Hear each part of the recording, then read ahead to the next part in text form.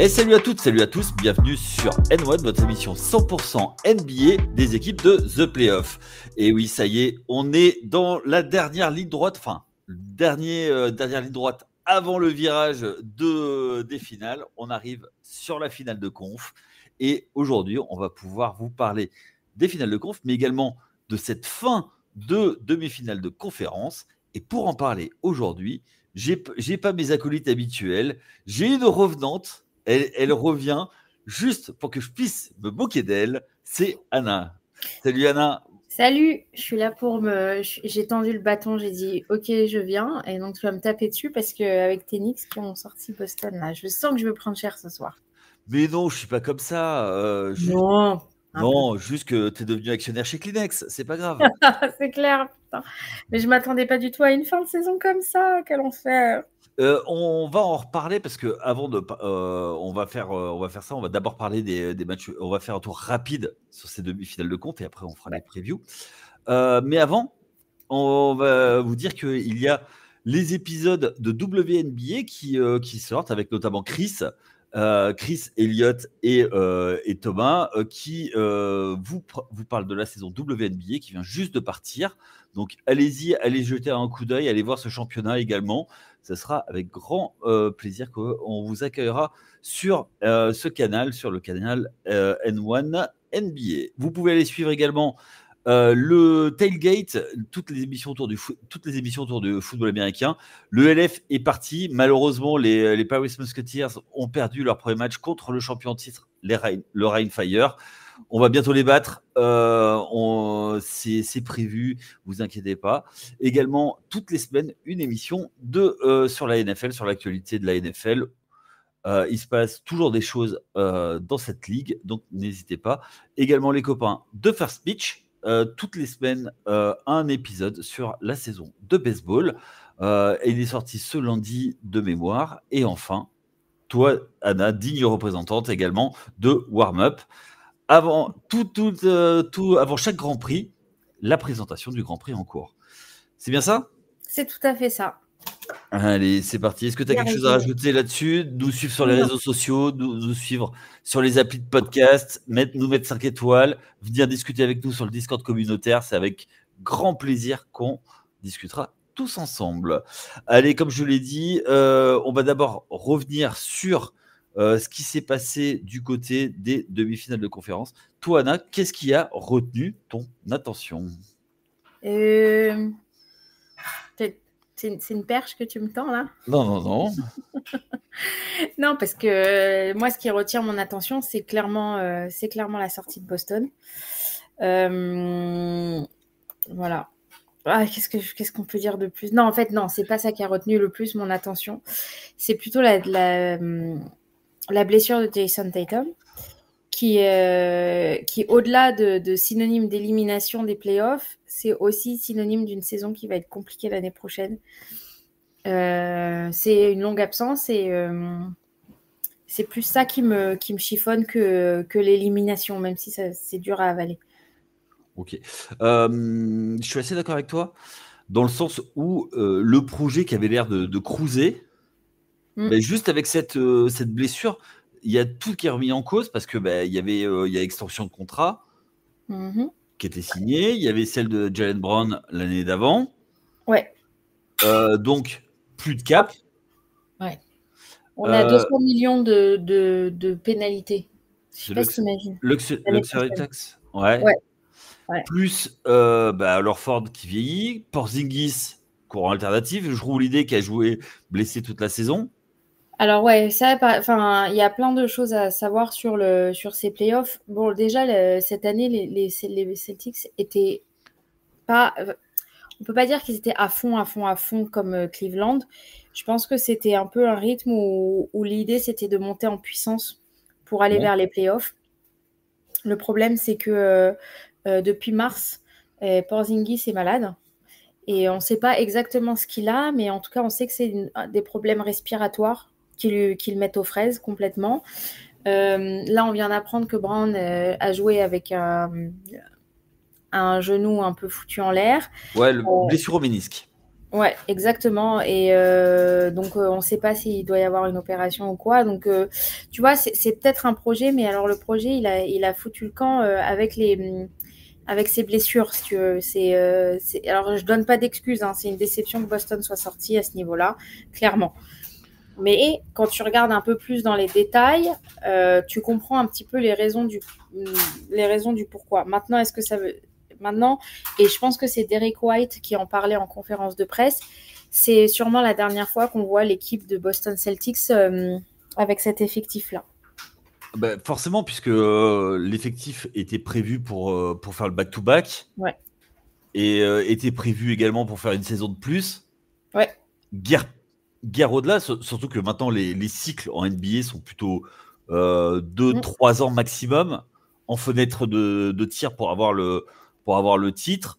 Ouais. Et là, clairement, la blessure de Jason Tatum fait que l'année prochaine, tu as un spot manquant, quoi. Ouais, exactement. Et puis, c'est pas n'importe qui dans l'équipe. C'est-à-dire que c'est pas. En fait, si Porzingis se blesse de la même manière que Tatum à la place, je suis moins inquiète. Si Ok. là, avec Tatum qui est pas là, je suis très très inquiète. Parce que c'est. Et on me dira tout ce que. Oui, j'ai été un peu. Un petit peu chiffonnée sur Twitter et tout ça. Et d'ailleurs, même toi, pour moi, Tatum, c'est le franchise player. Moi, je suis pas d'accord avec ça. Je sais. Je Moi, sais, il y en a plein qui sont pas d'accord avec ça, mais force est de constater que tu vois, il est pas là et ça pose problème.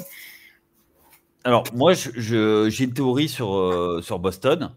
C'est que justement, ils ont construit sans franchise player. Ça veut dire qu'ils n'en ont pas un vrai. Ils ont un espèce d'hydre à deux têtes De collectif, ouais, de tête. Ouais, ouais, c'est avec, vrai. Jalen Brown à égalité, en fait. Et dans un effectif, au bout d'un moment, ça pète. Et même s'ils sont hyper. Enfin, pour l'instant, ça tient. Mais je pense que tu vois, je fais de la fiction. Ça aurait été encore en finale NBA. Jalen Brown aurait été re-MVP des Non. finales. Alors là, alors tu vois, c'est là où je suis pas d'accord avec toi. Je suis certaine que il n'aurait pas été MVP des finales encore. Bah, non, mais non, mais tu vois, je fais de la fiction. Tu vois, ils sont Ouais, ouais. champions MVP des finales. Tu vois, il y aurait eu crispation. Et je pense que au bout d'un moment, et pareil, ou même je prends un autre exemple, c'est Derrick White parce il faisait des gros playoffs. C'est Derrick White MVP. Euh, le, les beatwriters seraient pas forcément tendres avec Tatum, tu vois. Ouais, mais tu vois, enfin, ça me. Non, en fait. Non, juste non.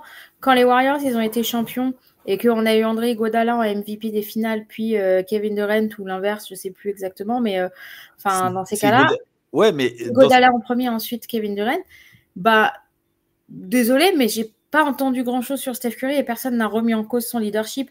Là, je parce que pense que le but de là, je suis pas l'équipe de d'accord. Boston, Je suis pas d'accord avec toi parce qu'en fait, c'est deux choses différentes. Parce que Jason Tatum à Boston n'est pas la même chose que Stephen Curry. Stephen Curry, il y avait tout un collectif. Et quand arrive Kevin Durant, et no offense, hein, mais Kevin Durant, quand il arrive, c'est un top 3 de la ligue. ok, d'accord. Aujourd'hui, Ok. il y a qui comme top 3 à côté de Jason Tatum?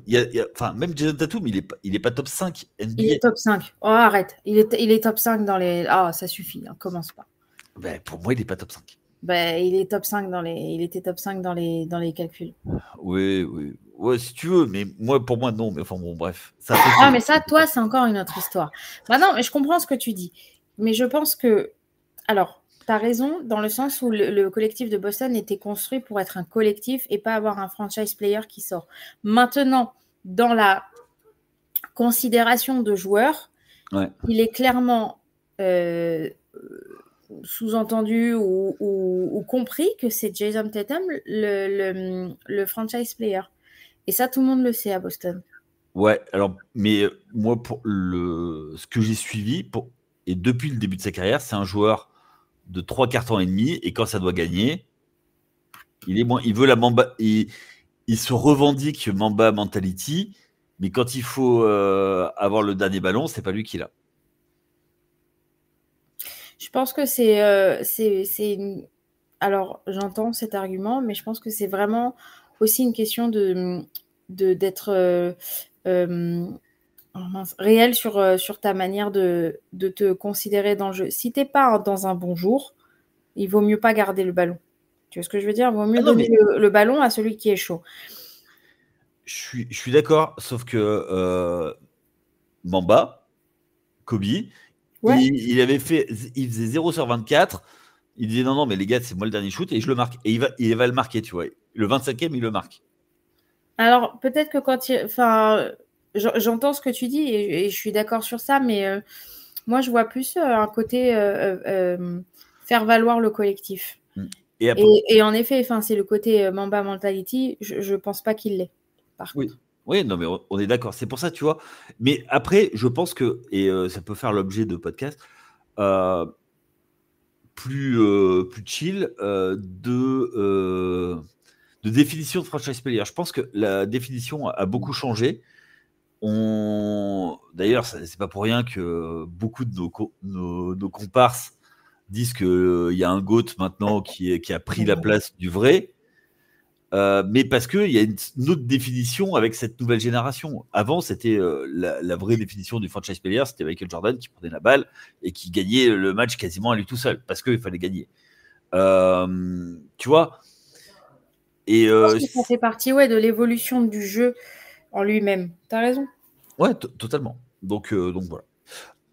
Fini de parler de Boston, on va enchaîner parce sinon il y a beaucoup de sujets. Est-ce que toi, tu as un autre truc quelque chose d'autre qui t'a marqué dans ce tour de playoff? Ouais, c'est la sortie. Alors, bon, je les voyais pas très très loin non plus, mais la sortie de Denver me fait un peu de peine. Ça me fait un peu mal aux fesses pour Jokic. Ok. Voilà. Ok.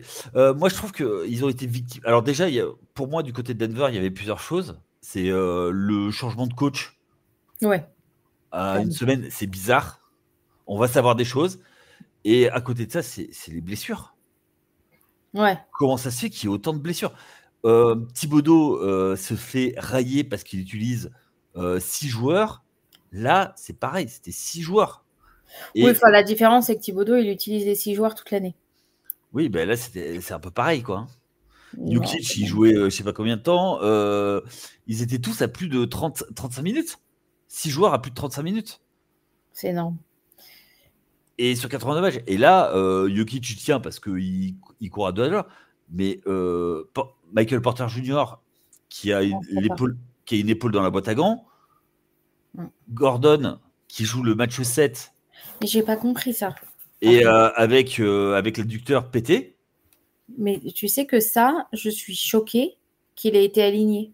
En starter en plus. Non, mais n'importe quoi. Vaut mieux être starter parce que t'es chaud. Mais j'ai pas compris pourquoi l'avoir fait jouer. Et c'est pas le plus dégueulasse sur le match. Non, clairement pas. Donc, j'ai pas. Mais après, Denver, le coach, c'est Nicolas. On sait. Hein. Ouais. Mais est-ce que c'est pas la fin de cycle? Est-ce que tu vois pas un parallèle avec juste un an d'écart avec Milwaukee?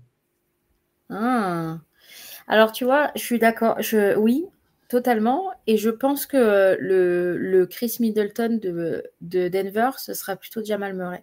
Ah, complètement. Et j'attends de savoir ce qui va se passer là, post-saison, pour me dire que c'est vraiment la fin. Parce que je pense que c'est la direction que ça prend et que ça va prendre. Mais après, on est sûr de rien, tu vois. Ça se trouve, c'est lui qui va rester et c'est Michael Porter Jr., Aaron Gordon qui vont jarter, quoi. Je pense que Porter Jr., il faut chercher le joueur qui a le plus de valeur. Ouais. Aujourd'hui, il n'y en a pas beaucoup qui ont de la valeur. Il y a Aaron Gordon, quoi. Ouais, mais sans Gordon, c'est fini. Ça veut dire que c'est des années de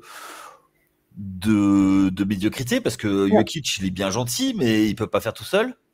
Par contre, je pense que Brown, pour le coup, s'est vachement révélé cette saison. Enfin, Oui, et je pense que c'est du coup une pièce qu'ils vont vouloir sécuriser sur l'avenir. Je sais oui, même pas c'est mais quoi. il est troisième année, donc ça veut Ouais, dire donc ça veut dire que bien. ça veut dire qu'il faut le prolonger l'été prochain. Ouais. Donc ça veut dire qu'il faut faire de la place dans le cap. Et tu as déjà payé Porter Junior et Murray. Donc il va Non, falloir que mais tu en sacrifies. ouais, je pense que Murray, ça va pas rester. Je sais Ouais, pas après, hein, mais ouais, mais alors, est-ce que Murray est compatible ailleurs? Parce que il joue meneur, parce qu'il peut ne pas jouer le poste de meneur, puisque tu as ouais, Jokic qui joue à ah oui, meneur. clairement. Clairement. C'est un deuxième arrière. Et à Kentucky, il était deuxième arrière. Où est-ce qu'il pourrait aller? Qui serait intéressé par Murray? Est-ce qu'on voudrait pas aller à l'Est? Bah, eux, forcément, quand tu es une équipe de l'Ouest, tu vas toujours envoyer ton joueur. Mais comme d'habitude, il y a toujours Miami qui est toujours prêt à faire des coups. Hmm. Il est canadien, donc Toronto regarde toujours les Canadiens. Mais après, je vois pas quoi, tu vois, Je à sais pas. l'Est. Après, tu as toujours les Lakers qui sont prêts à prendre tout le monde, tout le monde. Donc voilà, t'as une bague. Oh, allez, viens. C'est pas là, putain. Bah oui, oui, je sais. Oh, c'est moins drôle. Par Oui. contre, par contre, on parle des perdants, mais enfin, On OK, va, ici, un match 7, mettre une branlée comme ça à Denver, alors réduite par réduite, mettre une branlée à Denver sur un match 7, c'est quand même mignon parce que enfin, c'est une équipe jeune, peu expérimentée à ce niveau-là. plus complète surtout. Moi, et on en a parlé toute la saison.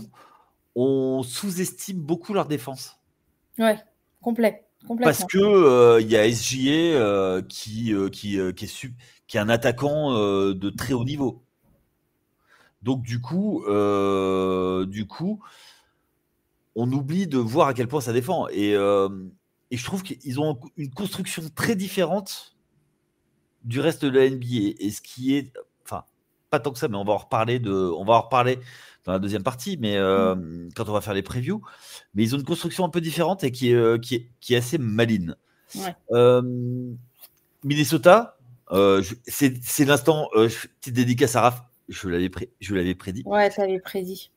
T'avais prévenu. Ouais. T'avais Minnesota prévenu. qui sort les Warriors. Ouais, Ouais, sans Curry. ça me déplaît pas. Ouais, bon, d'accord, ok.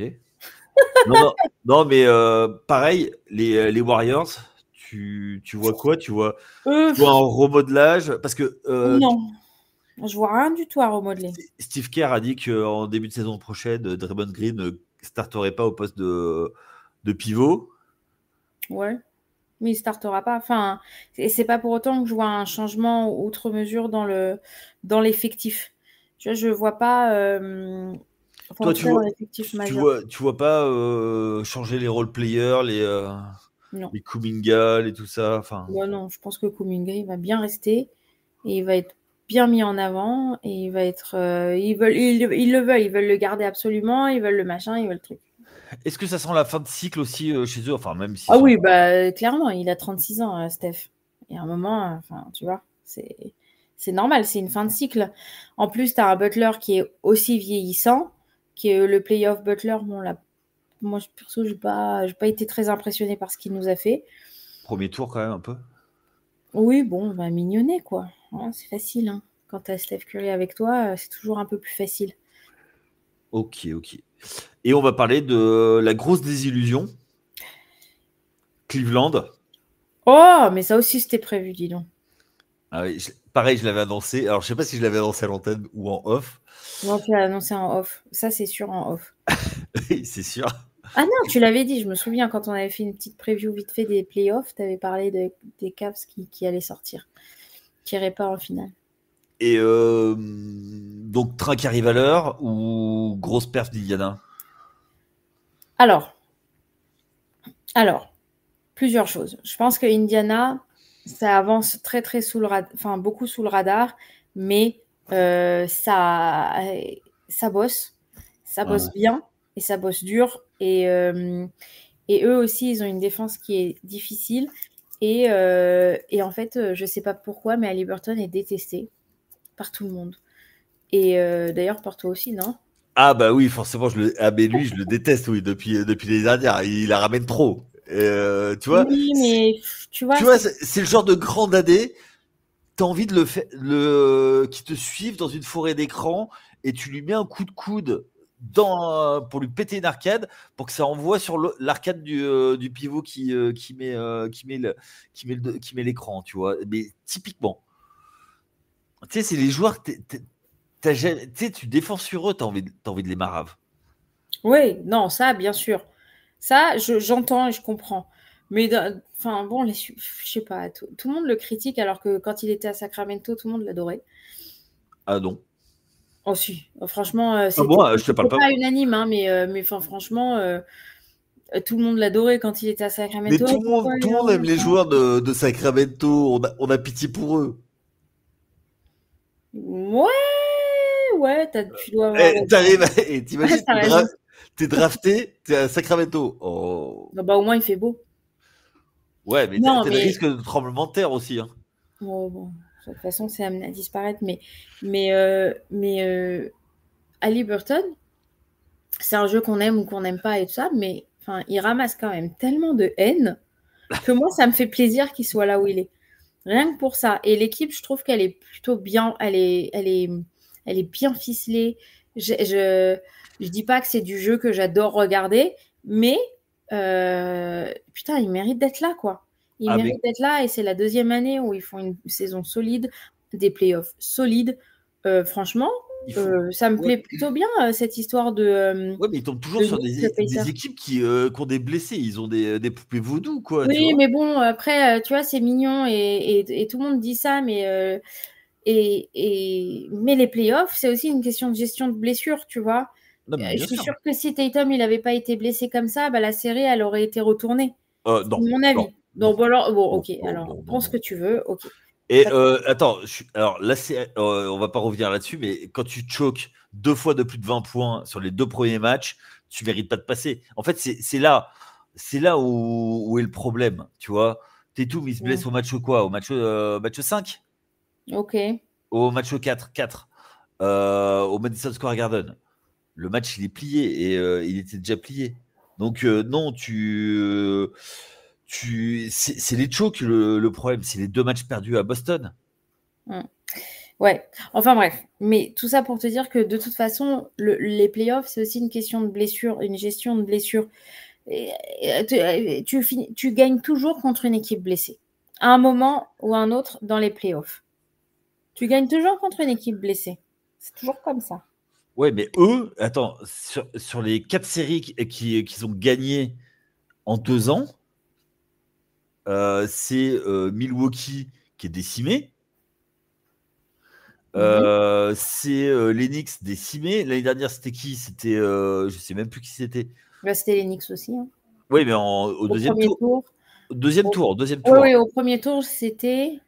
Oh, je sais plus, mais on va retrouver. Mais si tu veux, cette année encore, c'est pareil. Et Cleveland sur qui il manque. Et bah, tu sais quoi? On va voir. On va voir sur les finales. Les Knicks, ils ont l'air plutôt bien, plutôt au complet pour Oui, l'instant. oui. Bon, et ben on verra sur Mais, cette série. mais on va en parler. Mais surtout, si tu veux, c'est Cleveland. Est-ce que, pareil, est-ce que ça doit continuer ou pas avec Garland Mitchell, quoi? Est-ce que au bout d'un moment, il va pas falloir se séparer d'un des deux et Ouais. décider du poste et de décaler Donovan Mitchell en meneur parce que c'est pas possible. Je pense vraiment alors oui, il y a un truc qui doit changer. Ce ne sera pas le coaching staff, Il vient d'arriver. bien sûr. Et vu la saison régulière qu'il y a eu, voilà, je pense que le problème ne sera pas là, de ce côté-là. Ce sera vraiment une question des joueurs. Après, Moi, je pense que c'est Garland qu'il faut partir. Ok. Mais ça, c'est un avis qui est un peu, qui est un petit peu, pas hot take, mais qui est un petit peu dangereux et qui, je suis sûre que ne sera pas apprécié par les supporters des Cavs. Mais je pense que pour le coup, Mitchell, il n'a pas grand-chose à se reprocher, en fait. On en a parlé beaucoup avec Elian et Raph. On n'est pas du tout d'accord. Eux, ils me disent que c'est un top joueur. Moi, je trouve que c'est un joueur. Pour gagner un titre, il ne peut pas être ta première option. Ouais. Et même en deuxième option, c'est compliqué. Non, c'est un role player, mais en l'occurrence, Mais il va falloir qu'il change complètement son jeu. Et est-ce qu'il peut le faire? Est-ce qu'il peut le faire? Du côté de Cleveland, je parle. Ou est-ce qu'il faut qu'il arrive dans un gros roster? Franchement, moi, je pense que oui. Je pense que oui, parce que je reste quand même persuadée que ça reste un joueur qui est à peu près polyvalent, en tout cas en attaque, et qui peut faire pas mal de choses. Maintenant, le truc, en effet, c'est qu'il doit être bien entouré. Et que l'effectif n'est pas complémentaire autour de lui. Non. En fait, quand il est arrivé, il a extrêmement monté le plancher, mais le plafond est pas assez haut. Non. Et pour moi, le vrai problème de Cleveland, c'est l'intérieur. Tu peux rien faire avec Jarrett Allen. Jarrett Allen, c'est pas mal, mais c'est un sous-Rudy Gobert, quoi. Et Mobley, qu'est-ce qu'on en pense?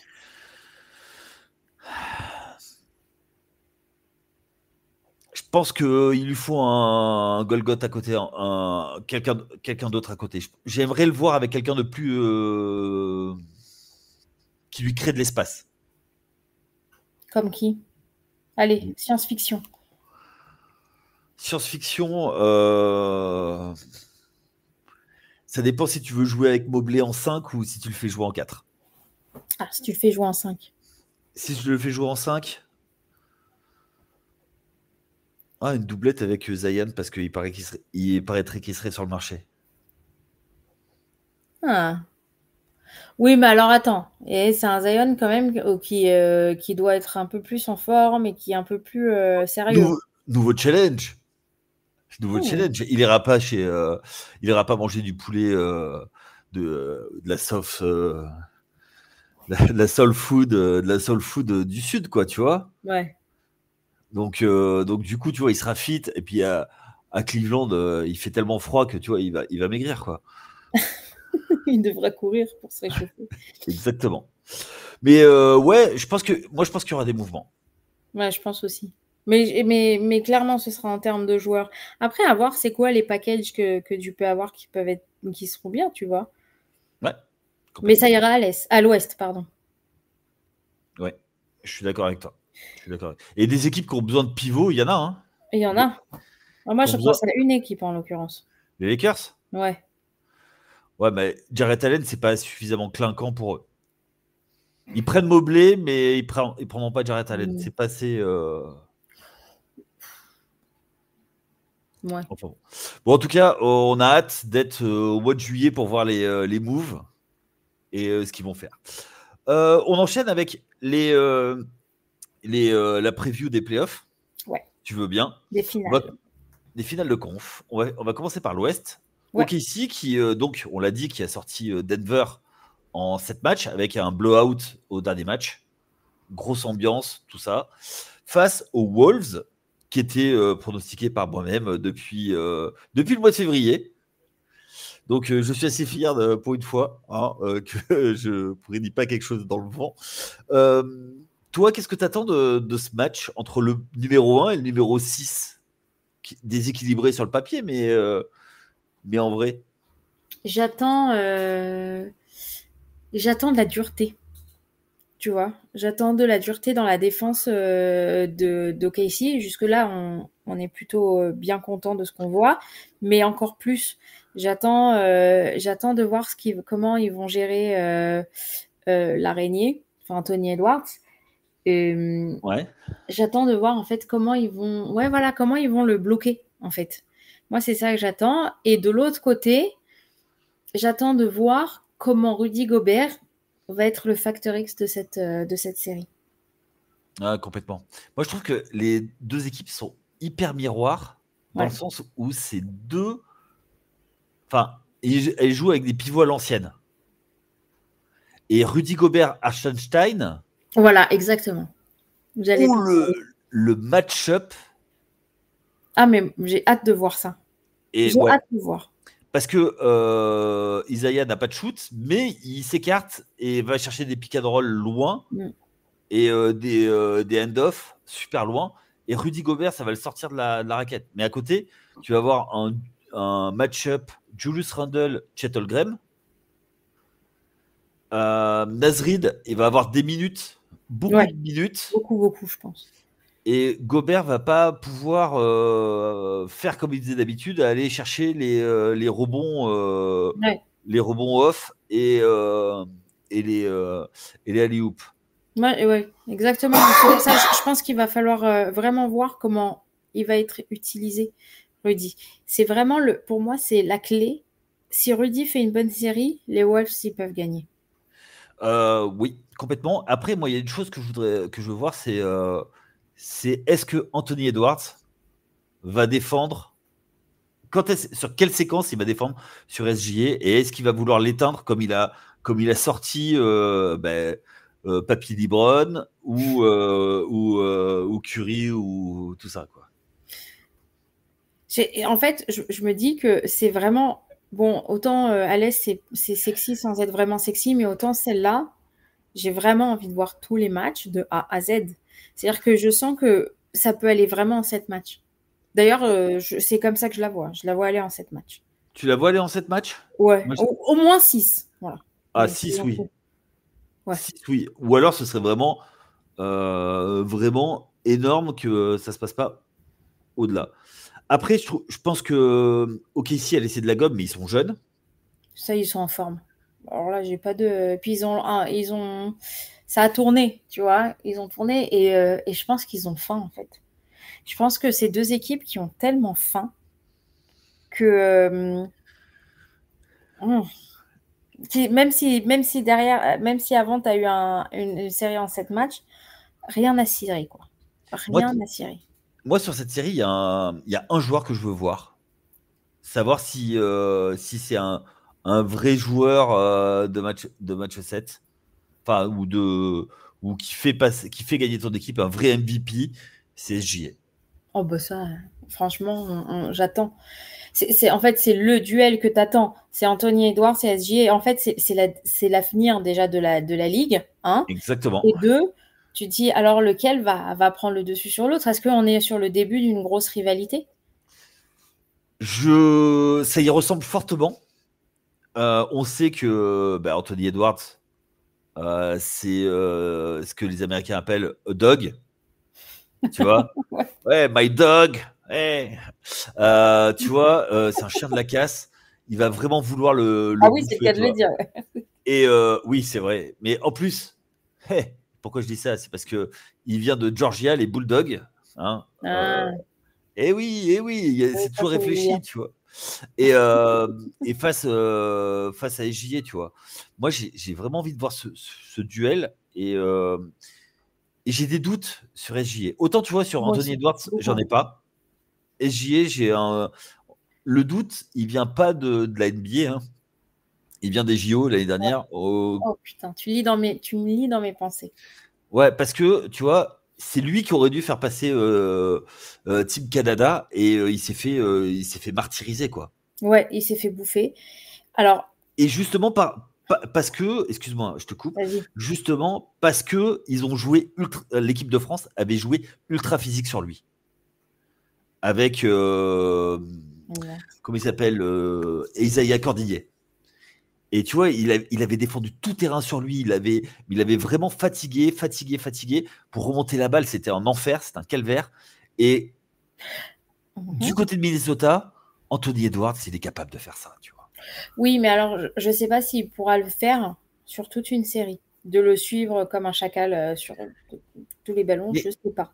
t'as pas besoin de le faire sur toute la série, t'as besoin de le faire sur 4 matchs, de gagner 4 matchs. En fait, ça va être, pour moi, ça va être l'ajustement, ça va être quand Anthony Edwards va défendre sur SGA. Je pense que c'est ça l'ajustement de Chris Finch.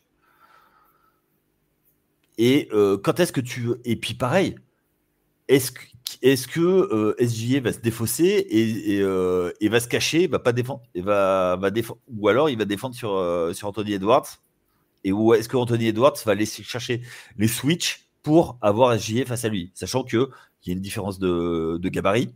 C'est sûr qu'il va aller chercher le switch. C'est sûr. Alors là, au zéro doute sur ça. Maintenant, est-ce que SGA va accepter les switches? C'est aussi ça. Hein. Parfois, il les accepte pas.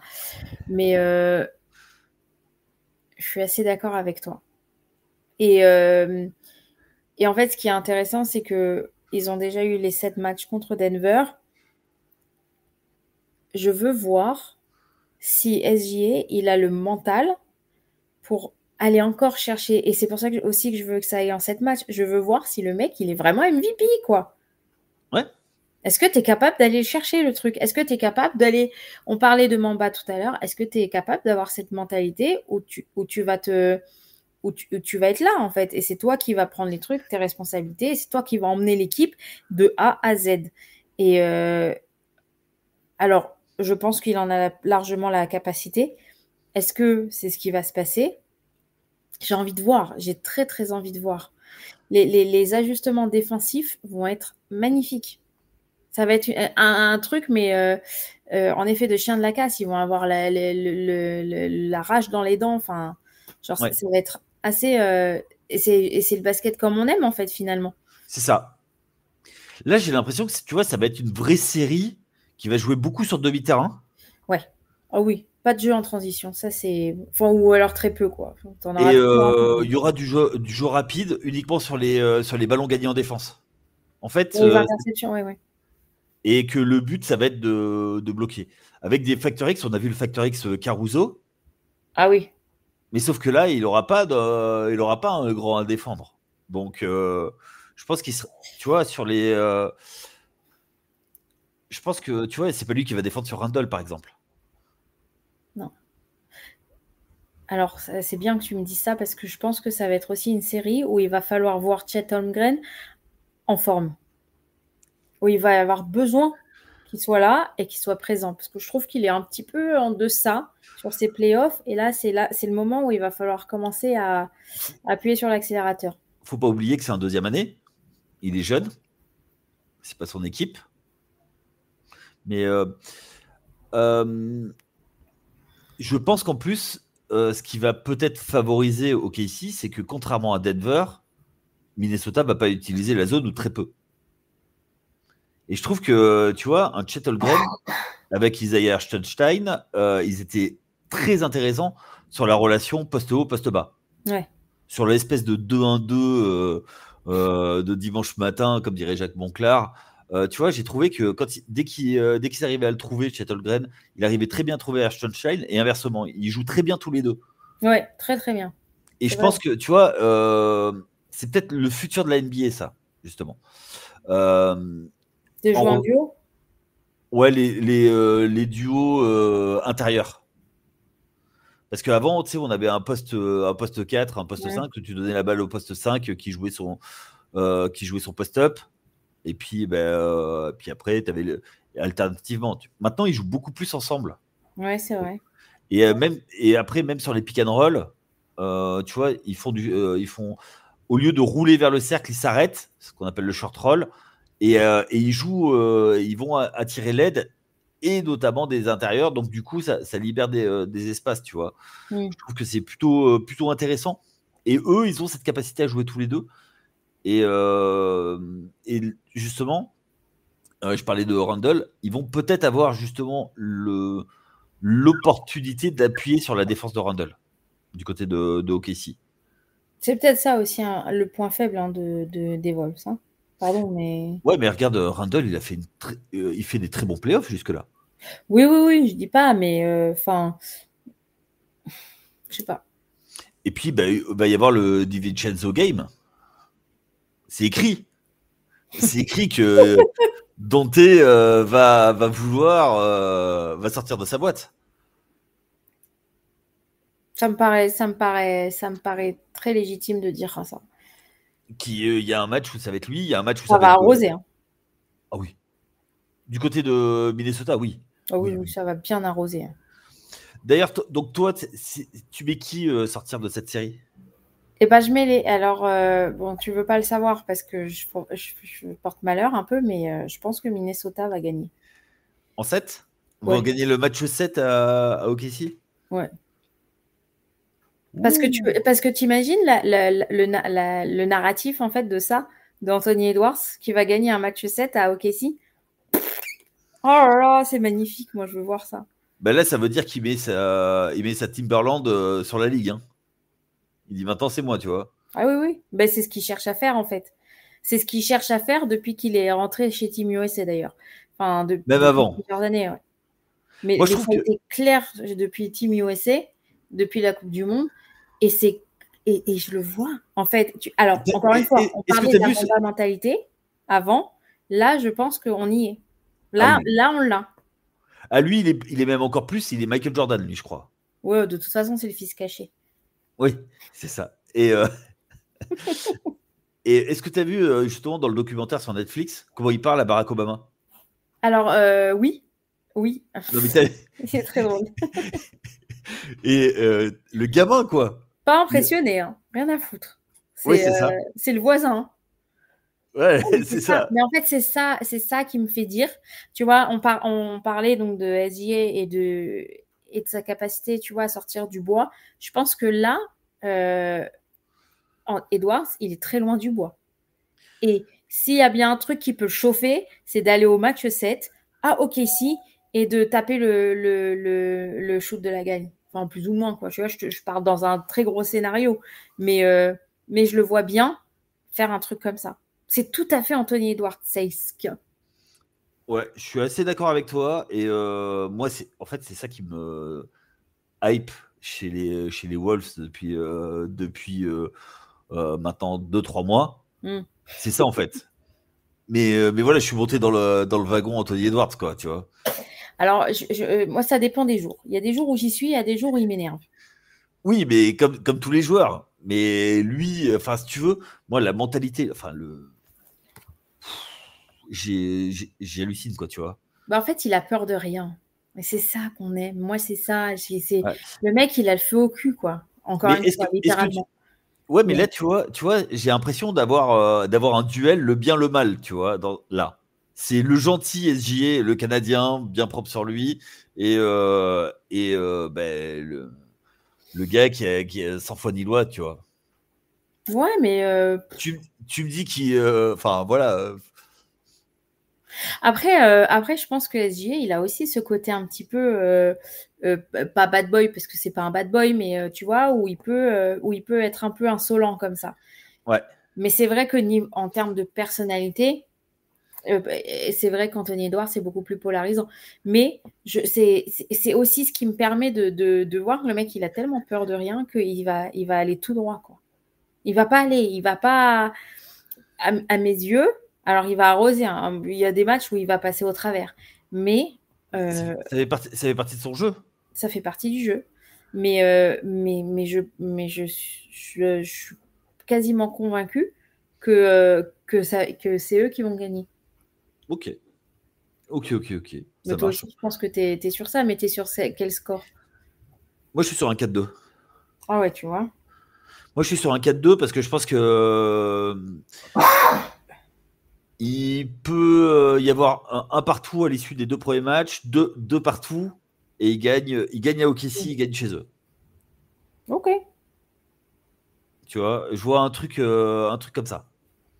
Mais Ouais. s'il y a match 7, je suis pas sûr. Je suis pas sûr. Je suis plus au OKC pour un match 7. Quand j'ai vu la salle hier. Ouais, mais tu vois. Mais je suis d'accord avec toi qu'Anthony Edwards, il n'a rien à faire. Je pense que Denver avait quelque part dans la Non. tête un peu lâché l'affaire. Et Oui. les Wolves, ils ne seront pas dans cet état d'esprit-là. Ils Non, mais lâcheront pas. je suis d'accord, mais ils sont arrivés en déambulateur. T'inquiète. Tu C'est pour ça vois, que je te dis, c'est facile d'être dans cette ambiance-là sur un match 7 en playoff NBA, c'est toujours le feu, quelle que soit la salle. oui, oui, mais tu vois, porté par le public et tout, je pense que ça peut être pas mal. Oui. Bon, on va enchaîner avec l'autre preview, Ouais, si tu veux bien. ouais. Ça Ah, sent bon, je vais ça te sent dire. bon les années 90. Ouais. Ah oui. Euh, Indiana, sixième, qui joue les Knicks, qui était troisième. Ouais. Toi, comment tu vois ce match-up? Alors, je pense que c'est un peu plus. Ma perception de ce match-up est plus indécise que celle de l'Ouest. Donc, c'est peut-être celle qui sera. Enfin, bref. Peut-être que du coup, c'est l'inverse qui va se passer. Mais alors, le truc qui, pour moi, sera déterminant, c'est physiquement les Knicks, comment ça va aller dans la série. Si les Knicks restent en bonne santé, ou comme ils sont maintenant, Ouais. les Knicks y passent. Ok. Les Knicks, il y en a un qui se pète, c'est les Pacers qui passent. Et s'il y en a un qui se pète, Kat, Bronson, Bridges, l'un, bien sûr que c'est plus emmerdant si c'est Bronson qui se pète, on est d'accord. Mais voilà, c'est comme ça que je le vois. Ouais, ok. Moi, je pense que l'année dernière, ils passent pas les Knicks parce que OG se claque Ouais. l'adducteur. Et après, au dernier match, la main cassée de Bronson. Bon, c'était fini. Mm. Ils ont lâché l'affaire justement à partir de cette bascule de OG Anunoby. Moi, je pense que l'effectif des Knicks Ouais. avait été construit en miroir avec les Celtics. C'est-à-dire Mm. qu'avec un 5, donc 4 qui arrivaient pour shooter à 3 points, et trois ailiers hyper athlétiques, plus un meneur. Mm. Je pense que c'est typiquement l'effectif qui peut embêter le jeu d'Indiana. Dans le sens où c'est pareil, ils sont construits un peu en miroir. C'est-à-dire que Turner 4, ça va être un gros duel. Ça va être est-ce que Miles Turner va pouvoir dominer 4? Après, sur les ailes, Siakam, s'il a Anunoby ou Bridges ou Hart, oui, il va faire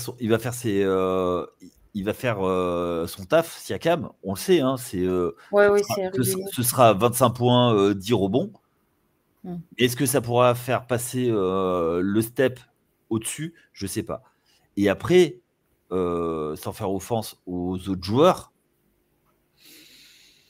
je suis pas sûr que ça fasse très très peur. Alors après, il y a Liberton, Voilà. le duel à Liberton, Jalen Brunson. En fait, c'est là le duel que La tout le monde attend.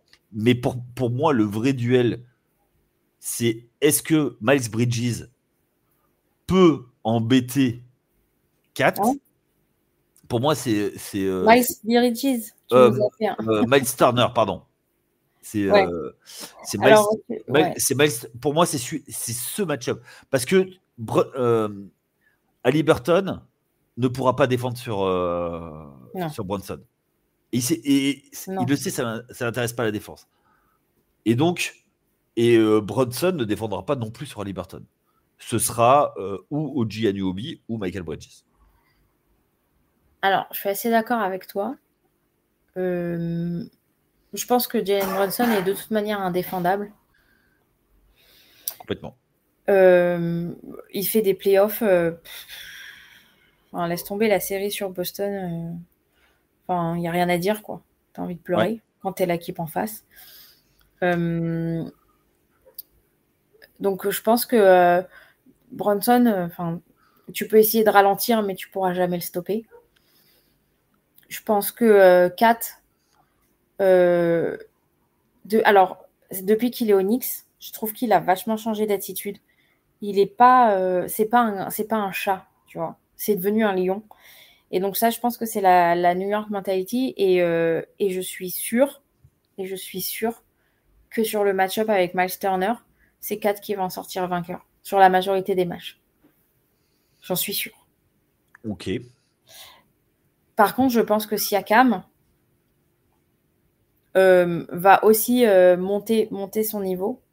En tout cas, il n'a pas le choix. Et Haliburton, ça va être très irrégulier, à mon avis. Ça va être un match oui, un match non, un match oui, un match non.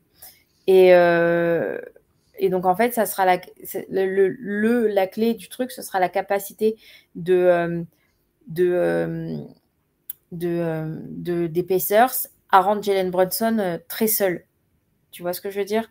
À faire en sorte que le reste autour de lui soit très très bas en termes de stats et puisse pas et force Jalen Brunson à faire le Superman. Et comme d'ailleurs ça s'est passé en Team USA. Mais par contre, Kat, je pense qu'il fera ses matchs. Il y a pas de, j'ai pas tellement d'inquiétude à ce niveau-là. Ouais, mais tu vois, justement, si Kat fait ses matchs, Ouais, mais si Brunson. c'est les deux. Mais oui, mais. Ouais. Ah, toi, ce que tu penses, c'est que à part eux deux, les Ouais. autres, faut s'occuper des autres. Ouais, je pense qu'il faut boucler les autres, ralentir Kat et Brunson, autant que faire se peut. Et c'est là que tu pourras gagner. Mais En fait, justement, ce sera une technique. Ce sera aussi ici une stratégie défensive sur qui tu vas boucler, en fait. Quel match tu vas faire ta boîte? Sur qui tu vas faire ta boîte ce match-là, pardon. C'était plus clair comme ça.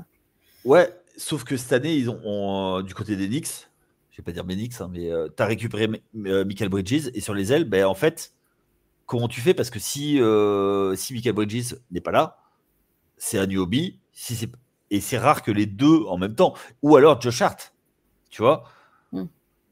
Et en relais, tu as McBride qui sort du banc, tu as Shamet qui a très peu joué, mais qui peut sortir du banc, tu as Campaign qui peut rendre des services. Et à l'intérieur, si tu as vraiment besoin, tu peux faire un match-up, enfin un line-up, pardon, Mitchell Robinson, plus 4. Ouais. Mais après, t'empêches Josh Hart de shooter à 3 points et Michael Bridges de shooter tout court. Je pense que déjà, tu as réduit une bonne partie de la capacité offensive des Knicks. Tu essayes de ralentir au max Brunson et tu le forces à avoir des shoots difficiles. Oui, mais là, si tu fais ça, tu fais en sorte que Kat et Brunson jouent un pick and roll et c'est un des pick and roll les plus létals de la ligue. Ok, mais s'il n'y a que ça. Bah, ça suffit parce qu'en termes de. Ils sont à. Je crois que en termes de possession, quand ils sont là-dessus, quand ils font un pick and roll, ils sont à plus de 1,05 points par possession, tu vois, de mémoire. Donc, tu vois, ça veut dire que c'est pas forcément top pour Indiana, quoi. Ça veut dire que si tu es obligé. Il faut que derrière, ça rentre les points. Il faut que ça aille provoquer des fautes, etc. D'ailleurs, Kat, sur la gestion des fautes, ce sera surveillé aussi. Ouais, je suis d'accord. Mais moi, je pense que tu vois, 4 en deuxième option, tu peux voyager, quoi. Tu peux aller à l'ouest. Oui. Non, moi, je pense que ça reste en forme. Les Knicks, ça part en finale. C'est tout. Ouais, après, c'est une autre histoire, mais bon. Est-ce que Il est content que je dise ça. Oui, mais j'ai pas de, je suis pas une semarde, quoi. Ouais, moi si. Moi si. si, parce que tu vois, ça fait. J'ai jamais connu ça de ma vie, quoi, tu vois.